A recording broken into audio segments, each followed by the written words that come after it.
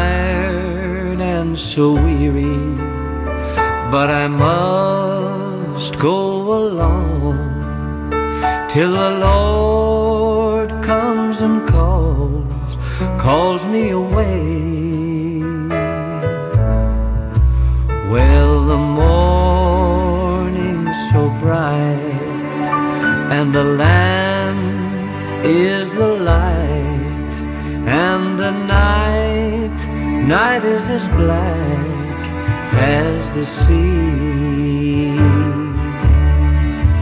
There will be peace in the valley for me someday. There will be peace in the valley for me. Oh Lord, I pray.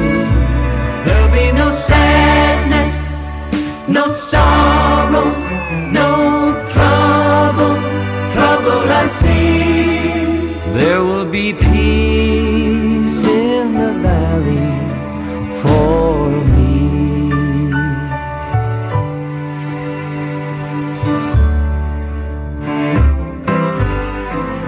Oh, well, the bear will be gentle, and the wolf will be tame, and the lion shall lay down by the lamb, and the beasts from the wild shall be led by a child, and I'll be changed from this creature that I am. There will be peace in the valley for me someday. There will be peace in the valley for me. Oh Lord, I pray. There'll be no sadness, no sorrow, no trouble I see.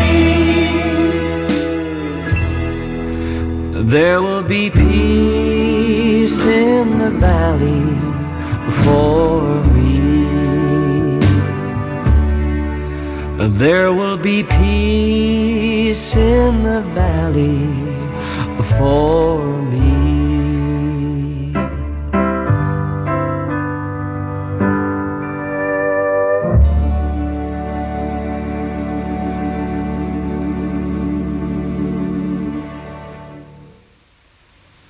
You can shed a tear that he has gone, or you can smile because he lived, or you can close your eyes and pray that he'll come back, or you can open your eyes and see all that he has left.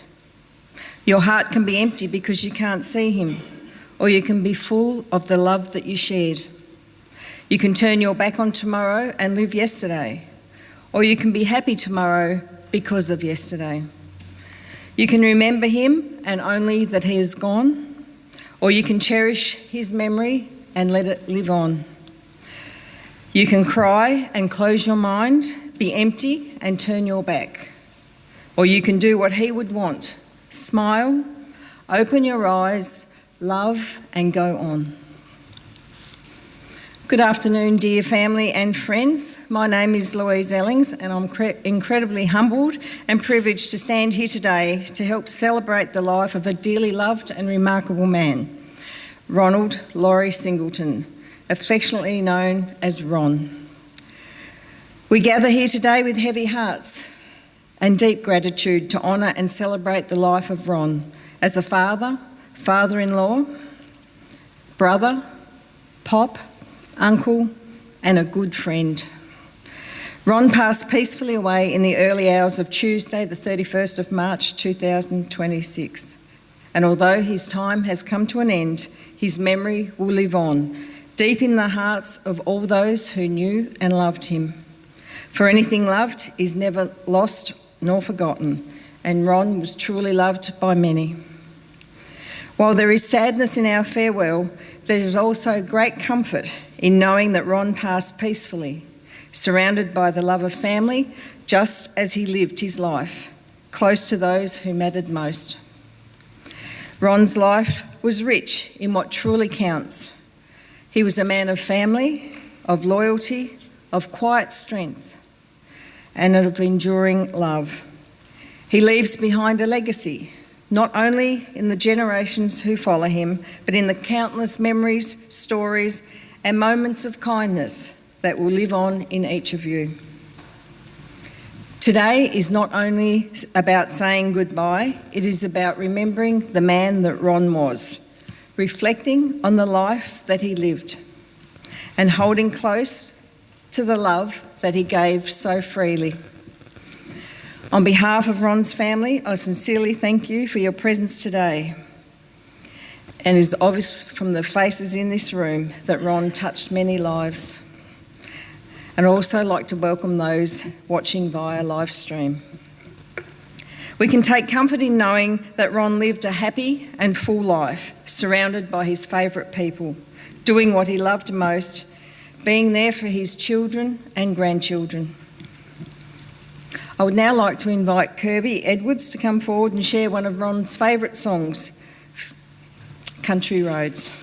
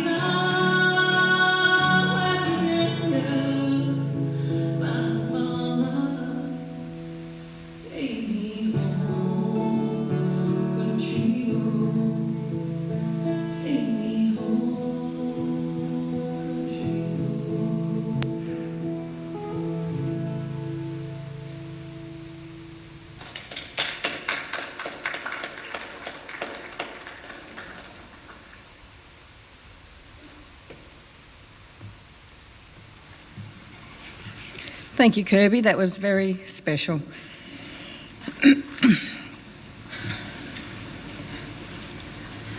I read of a man who stood to speak at the funeral of a friend. He referred to the dates on the tombstone from the beginning to the end. He noted that first came the date of birth and spoke the following date with tears. But he said what mattered most of all was that dash between those years on earth. For that dash represents all the time that they spent alive on earth.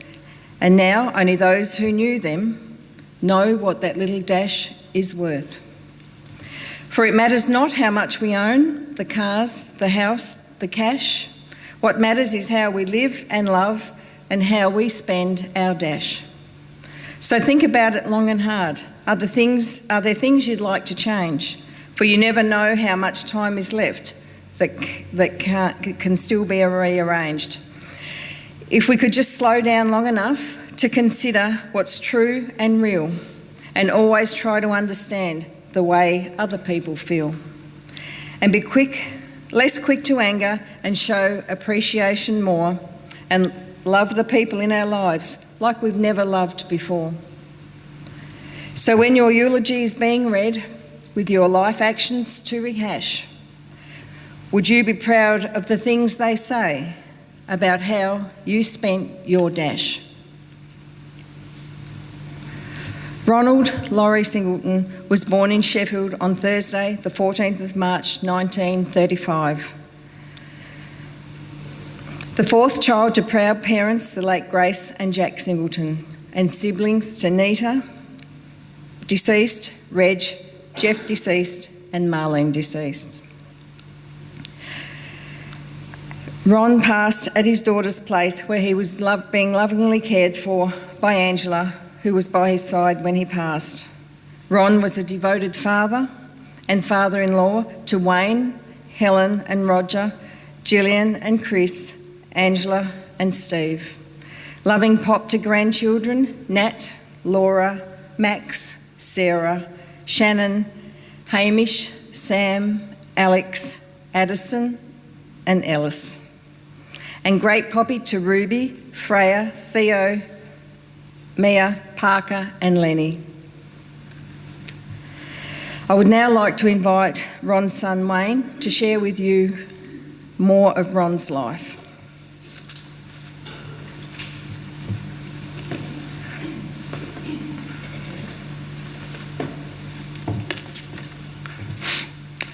Firstly, thanks everyone for your attendance today on behalf of the family. It speaks volumes for the respect that Dad had. As Louise mentioned, Dad was born in Sheffield, moved onto a farm at Bicton near Campbelltown, owned by the Gatenbys, where Dad's father worked as a farmhand before securing work with the Public Works Department, which would see the family move to Ulverston in the later years. The kids all went to school in an old church 3 kilometres away, and Dad spent his childhood doing what young boys do, fishing, foraging the property, and no doubt getting into mischief. When the family arrived in Ulverston, it was there that life really began. Dad left school and gained an apprenticeship as a cabinet maker at Stratton's in 1951 at the age of 16. He then went on to work at Piper's Trueline Furniture Factory before he then gained employment at Arch Kimberley, where he met what would be a 75-year friendship with Max Maynard, his lifelong friend, who had just started his apprenticeship. His employment with Arch led to a contract in Mary Kathleen in North Queensland. That would see him move away to North Queensland, and he also worked with Stella Stratton part-time as a curtain track installer and repairer. Dad also worked on the Mersey 4th Hydro Scheme, then the Ovaltine factory in Coiba, before his last job as a supervisor in Devonfield, where he commanded a lot of respect with the people there. There wasn't much Dad couldn't build, fix or repair, and was well known for being able to just drop off something and Ron would sort it. Dad worked with a lot of blackwood dust in his time, and that would in turn cause issues with his breathing long term. He was diagnosed with fibrosis of the lungs a couple of years ago. Dad was an active member in his youth with the Ulverstone Rowing Club. Dad also enjoyed playing footy and played with the Ulverstone Robins Footy Club. He played in the premiership teams in 1956 and 57. He mostly played centre wing, with him being a bit smaller, but we've been told you could hardly catch him. He was pretty quick down the wing. In 1959, when Dad went to work in North Queensland at a town called Mary Kathleen in a carpentry workshop for the Mary Kathleen Uranium Mines Limited, is where he also followed his passion for playing football. In 1959, he won the award at the Mary Kathleen's Football Club for their best and fairest, and in that year, he also won the North Queensland Australian Rules Football League's Best and Fairest Award. Dad met his first and only wife Vivian in Ulverstone through mutual friends, and they would go on to marry in February *61. They bought a block of land in Hendrick Street and built their first house. They went on to welcome me, their only son, in November of '61, so they didn't practice for long. Their second child, Helen, came in April '63, and then in 1964 they sold the Hendrick Street house and built the house at Trevor Street, where Dad would go on to live the rest of his life. Gillian, his last child, to Vivian, was born in October '65. Us kids have so many fond memories of Dad, especially spending time at the family shack at Rocky Cape and Sisters Beach. Mum and Dad parted ways, and Dad went on to become a supervisor at Devonfield, repairing pallets, etc. And this is where he met his second love, Cherie. They spent a lot of time travelling and enjoying life before they then welcomed Dad's final child, Angela, in February '86. And just so many wonderful memories of Dad, and we could honestly be here all day sharing them. But a funny memory that Ange recalled was they were shopping in Launceston at the body shop. Ange was only 8 at that stage. The shop assistant came over and bent down to say to Angela, "Oh, how wonderful it is to see you shopping with your grandfather." To which Angela so innocently replied, "No, he's my dad, not my grandfather, thank you." Ange just mostly remembers Dad's love for life, his children and his great-grandchildren. He was always doing something and told her the key to life is to stress less, keep your peace, and at the end of each day, if you can, watch a sunset. No two are ever the same. Release the day, tomorrow is a new day. Dad and Cherie separated a few years later, and then Dad met Barb at a function at the RSL Club here in Ulverstone, his devoted partner to the very end of Barb's life in 2024. Dad and Barb spent many years also travelling and being almost inseparable. Dad loved travelling. He enjoyed seeing a lot of Asia, Europe, Singapore, America and New Zealand. Dad has also done most of Australia on camper van trips with his other lifelong mate, John Brown, and there were many stories that could be related there. Dad retired at the age of 60 and spent it tinkering away at the Trevor Street house, or down at his mate's Max Maynard's shack in St Helens, or even over on King Island. He loved getting over there at my shack, and simply spent time with his friends and family. Dad's health started to decline, and dramatically in the last year. There was nothing more that could be done for Dad's lungs but just to simply keep him comfortable. He spent the last 8 months living with his youngest daughter Angela and son-in-law Steve, who cared for him until the end. Ange is also very grateful for the time that she got to spend with him, as are Steve, Addison and Ellis. Dad was an ardent supporter of the Essendon Bombers, and the last game that he watched with North Melbourne, when North Melbourne resoundingly beat them. He was talking to me and he said, "Well, looks like it's going to be another tough year for Essendon." Yeah. Melbourne radio is full of Essendon supporters declaring that they're going to burn their memberships and scarves. Dad, I reckon this is a little bit extreme, don't you? On a positive note though, it was great to see him beat Melbourne this weekend just gone. Pop would have relished the opportunity if I had to go with my son Max and rubbing that victory in. Dad meant so much to so many people, and we have received so many messages of love and support. describing him as a loving and gentle soul. His passing leaves a huge void in our lives. Thank you.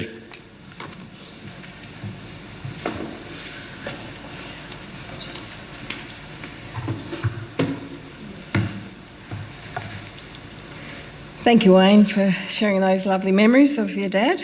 I would now like to invite Ron's good mate, Max Maynard, to come forward, and he will also share a special tribute.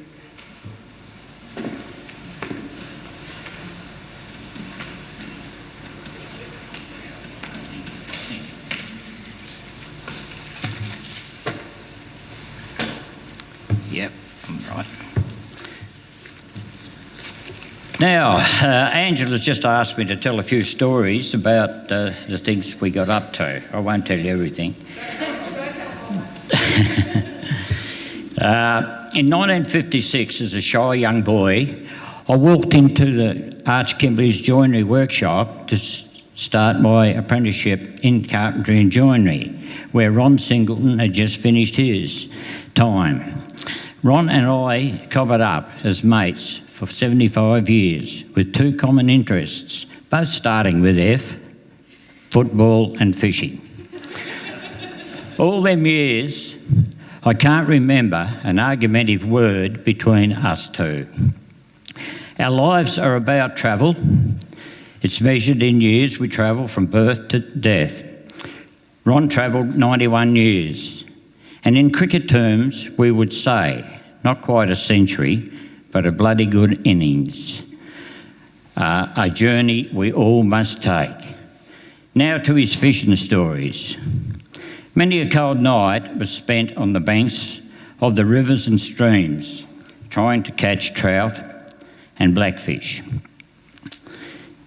Ron used to get in touch with me of a Monday morning, tell me how he went over the weekend fishing if I wasn't with him. One Monday morning he said, I went for a walk over the weekend up the track between the river and the rowing club, and there was a big trout lying on that side of the river. Like a damn fool, I asked, how big do you think he was? Answer, not sure, but he had to back, turn around in the river. Wonder Ron didn't grow scales. Floundering was another pastime. At the West Ulverston beach, he said he went the other night and there was a big flounder got away on me. Like a fool, I asked again, how big? Not sure, the reply, but if you put a sugar bag of spuds on his back, he'd have took it to Victoria for you. I thought to myself, he has got me 2 times. So the next Monday, I thought I would ring him. On the Monday morning, I asked if he'd done any fishing over the weekend. The answer was no, just as I wanted it. I told him I went lobstering up to where the Gawler River starts and got a big one. Ron said, so you're going to tell me you had to ride him home, but couldn't get him to go forward. Reply, I got him in the back of the ute and took him home, cooked him and had the shell leaning up against the fence to dry out. And when it is completely dry, I'm going to use the shell as a dog kennel. The phone on the other end went bang. I had one back on him. When he came home from his honeymoon, I thought I'd be polite and ask, how was it a good week? First night I went to bed singing. I looked at him and said, I know your name is Singo, but what song was you singing? He replied, help me make it through the night. We done some wardrobes for a house in Ulverston. At 9 o'clock finish on the 4th night, Ron said, Call into Stone's Hotel. I'll pay you some money and we will have a beer. I was there first and made a mistake and ordered two rum and cokes. When he walked in, I said, "I'll get you a beer, Ron." "No, I'll drink it." With a big mouthful, he remarked, "Just like mother's milk." I said, no, I said, "If mother's milk had been as good as this, I'd have still been home on the tit." In the bar that night was two local characters and drunks. One closest to us was Lyndon, native Hazelwood, drunk, hanging on to the top of the bar, but sliding down. Ron said to the barman, "Here, shout Lyndon a small beer." Native rose up to the occasion and replied, "They're all bloody small." Ron walked up to the other end of the bar where another character was, Jack Wilkins. He was sitting there banging his hand on the top of the bar with his watch on it. Ron asked, "Do you suffer with cramp in the hand, Jack?" "No," a stern reply came. "I've been up at Tiger Rodman's all day, dipping sheep, and I think I've got a bit of sheep dip in my watch and it's cured out some of the ticks." As the pages close on the book of the life of Ron Singleton, the memories of a true blue mate will live on. Thank God for the memories.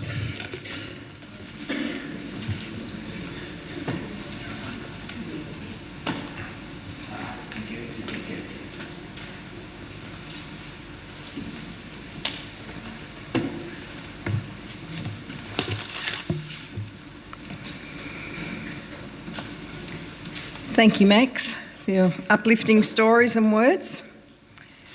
May we take a moment to pause, to breathe and quietly reflect on Ron, on the memories you shared, the laughter, the lessons and the love, as we watch this beautifully presented life in photographs and songs that Ron loved.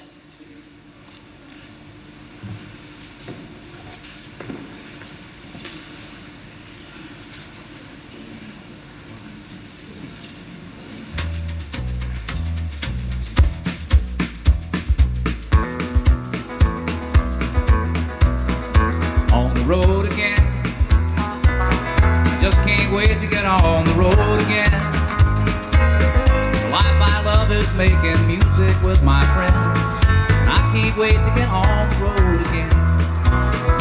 On the road again, going places that I've never been, seeing things that I may never see again. I can't wait to get on the road again. Road again, like a band of gypsies, we go down the highway. We're the best of friends, insisting that the world keep turning our way, and our way. On the road again, I just can't wait to get on the road again. The life I love is making music with my friends, and I can't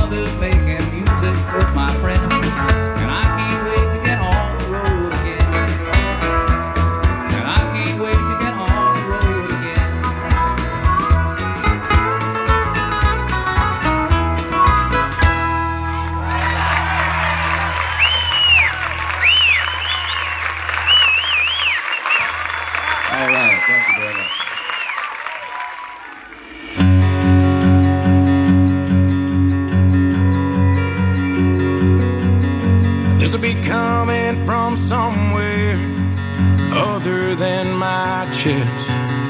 There's words that stir up dust and the peace that I will rest. A melody to ease the mind long after I've lost mine. I will, but my song will never die. I don't know the day, I don't know the time, but one day my Bonnie ain't gonna have her climb. And I know I'll be leaving somewhere further down the line. I will, but my song will never die. When I hear that hallelujah chorus calling me back home, I'll lay down this guitar and someone else to sing my songs. It ain't about the leaving, it's in what you leave behind. I will, but my song will never die. True words are rare birds, they heal up broken hearts. They sing through rusty strings on beat up old guitar. The notes are always changing, but truth stands the test of time. I will, but my song will never die. When I hear that hallelujah chorus calling me back home, I'll lay down this guitar and someone else to sing my songs. It ain't about the leaving, it's in what you leave behind. I will, but my song will never die.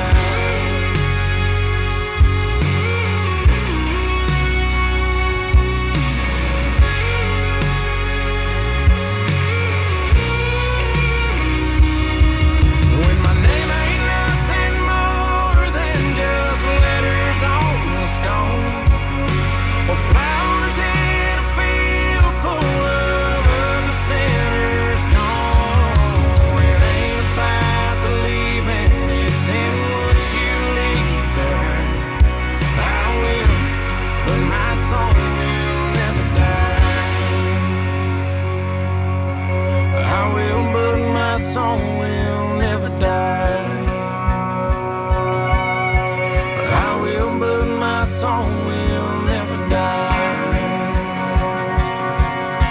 I will, but my song will never die.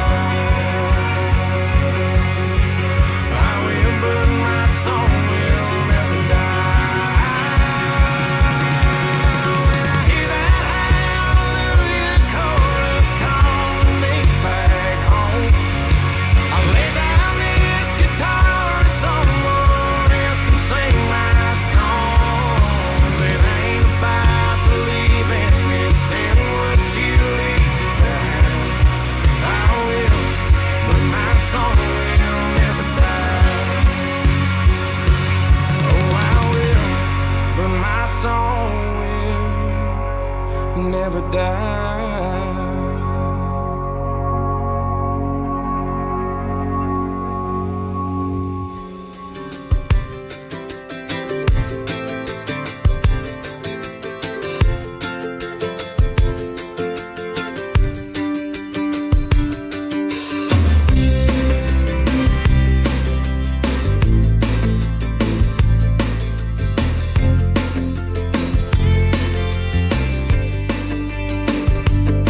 In a world that moves more confused each day, the temptation gets stronger for an easy way to cut that corner, play the lottery, bend the rules a little when no one can see. But it gets us nowhere, 'cause the truth within says it's not the being there, but the journey that matters in the end. So take the road less traveled, take the long way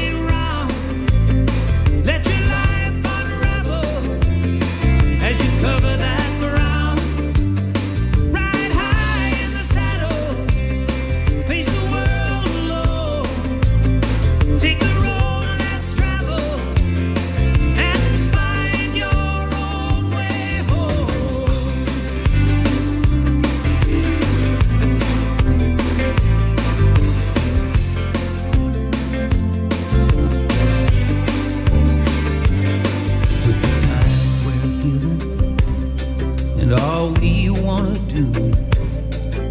Occasionally a little fear may creep up on you, and those voices whisper in back of your head, why try so hard? Give up instead. But it gets us nowhere, 'cause the heart still knows if our lives are to have any meaning, there's only one way to go. Take the road less traveled, take the long way round. Let your life unravel as you cover that ground. Ride high in the saddle, face the world alone. Take the road less traveled and find your own way home.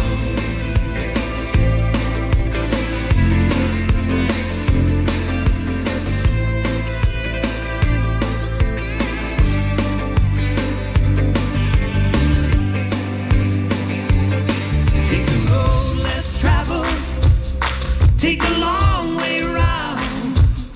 Let your life unravel as you cover that ground. Ride high in the saddle, face the world alone. Take the road less traveled and find your own way home. Take the long way round. Let your life unravel as you cover that ground.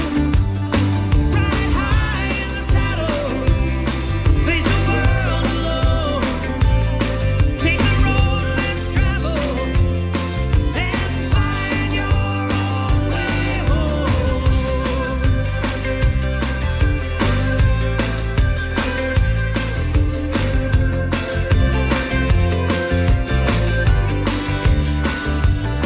Take the road less traveled, find your own way home.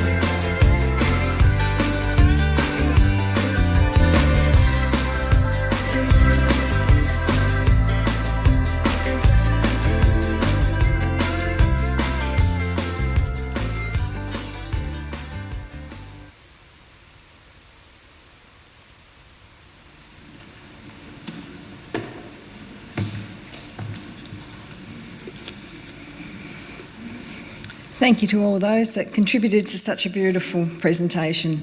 I'd now like to ask Angela forward, and she's going to read Footprints in the Sand.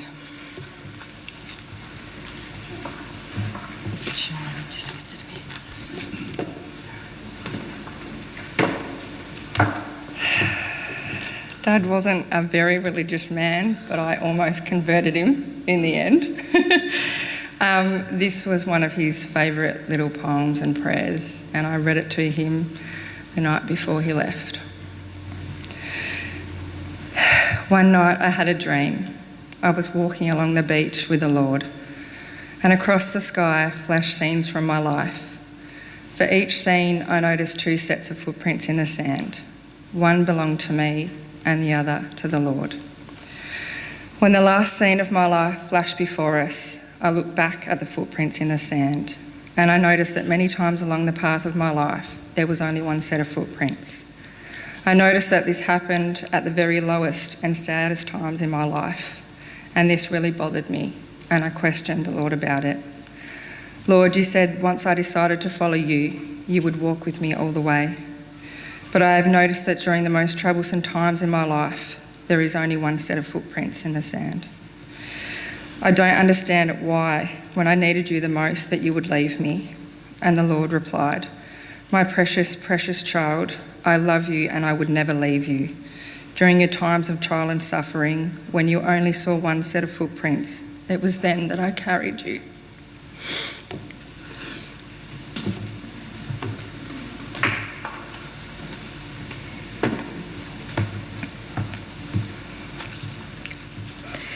And now for those that feel comfortable, I invite you to join together in the Lord's Prayer. Our Father, who art in heaven, hallowed be thy name. Thy kingdom come, thy will be done, in earth as it is in heaven. Give us this day our daily bread. Forgive us our trespasses, and lead us not into temptation, but deliver us from evil. For thine is the kingdom, the power, and the glory, forever and ever. Amen.